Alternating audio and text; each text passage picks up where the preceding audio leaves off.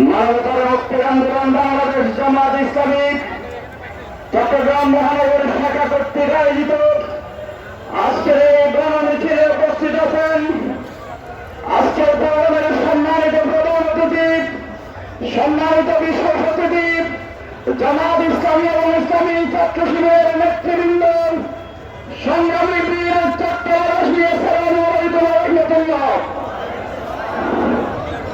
আপনারা জানেন অসংখ্য জীবন রক্তের বিনিময়ে জুলাই বিপ্লবের অর্জন।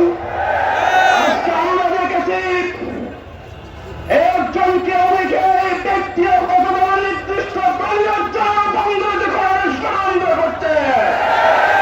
আমাদের জায়গা থেকে স্পষ্ট ভাষায় বলতে চাই, তারা যদি এবছর অব্যাহত রাখেন কোন হাসিনার মতো ছাত্রদেরকে প্রত্যাখ্যান করবে।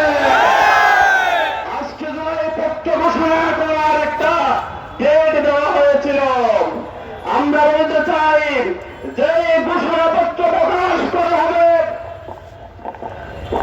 সেই ঘোষণাপত্র সর্বজনতায় গৃহীত হয়, আইনের ভিত্তিতে হবে, সংবিধানের সংযুক্ত করতে হবে। যদি সেই জুলাই ঘোষণাপত্রে শহীদের পরিবার, আহত এবং জুলাই যোদ্ধাদের যদি আকাঙ্ক্ষা পূরণ না হয়, বাংলাদেশ আবার বিস্ফোরণ ঘটবে।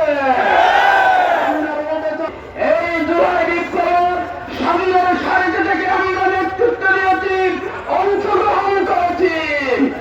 কার কি অবদান আছে, ভূমিকা আছে, আমাদের বড় করে জানা আছে। আমাদেরকে মুখ খুলতে বাধ্য করবেন না, মস্তিষ্কের সংগ্রাম করবেন। সর্বশেষ যে কথা বলে শেষ করতে চাই, ওই বাংলাদেশ ইনসাফ ভিত্তিক সমাজ প্রতিষ্ঠার জন্য জামাত ইসলামী এবং ইসলামী ছাত্র শিবির যুগের পর যুগ কাজ করে যাচ্ছে। এই কাজ করতে গিয়ে জামাত ইসলামী এবং ইসলামী ছাত্র শিবিরের অসংখ্য ভাইকে শহীদ করা হয়েছে, অসংখ্য ভাইকে খুন করা হয়েছে। বিরঙ্গনের নামে মাসের পর মাস জুলুমের স্টিল রোল করা হয়েছে। নির্যাতনের পরে ইসলামী ছাত্র শিবিরকে তাদের অগ্রযাত্রাকে এক্সটেন্ডের জন্য অব্যাহত রাখতে পারে নাই। এই জায়গা থেকে বলতে চাই, তারা বাংলাদেশ এবং বাংলাদেশের মানুষ থেকে আমাদেরকে বিচ্ছিন্ন করতে চেয়েছিল, আজ তারা পুরো বাংলাদেশ থেকে বিচ্ছিন্ন হয়েছে। ইসলামী এবং ইসলামী ছাত্রলীগ শিবিরকে নিয়ে ষড়যন্ত্র করতেন, তাদের উদ্দেশ্য মনে করতে চায় অতীত থেকে শিক্ষা গ্রহণ করো,